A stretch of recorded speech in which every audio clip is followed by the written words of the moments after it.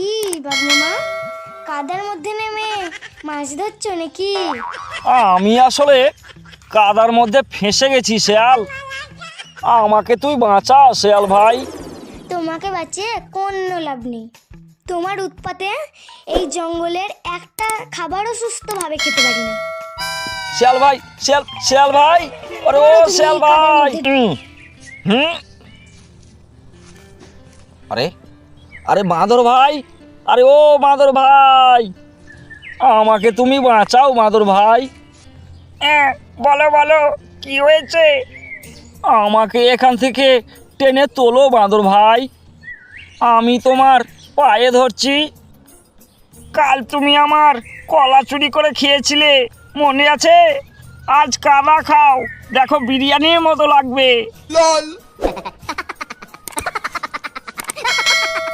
গাধা দাদা, আরে ও গাধা দাদা, আমাকে তুমি এখান থেকে তুলে নাও দাদা। না না, বোকা নাকি? আমি তোমাকে টেনে তুলবো আর তুমি আমাকে খেয়ে ফেলবে?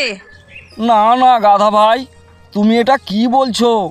তুমি আমাকে বাঁচাবে আর আমি কি তোমাকে খেতে পারি? তাও বটে। আচ্ছা বেশ, তাই হবে, কিন্তু আমার একটা শর্ত আছে। আরে বাস, আগে উপরে তো উঠি।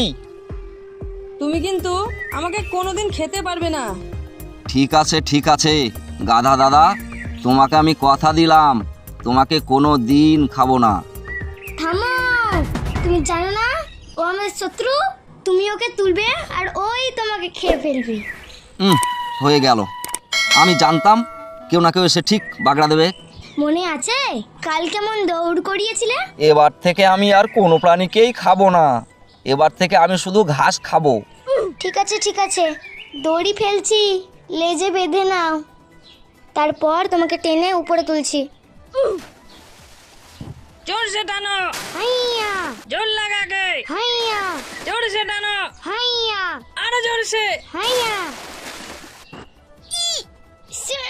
শোনো গাধা ভাই, আরো একবার হ্যাঁচকা টান মারতে হবে, তাহলে সোজা উপরে। আমার প্রতি তোমাদের এত ভালোবাসা দেখে আমার মন ভরে গেছে, তাই আজ থেকে তোমরা সবাই আমার বন্ধু।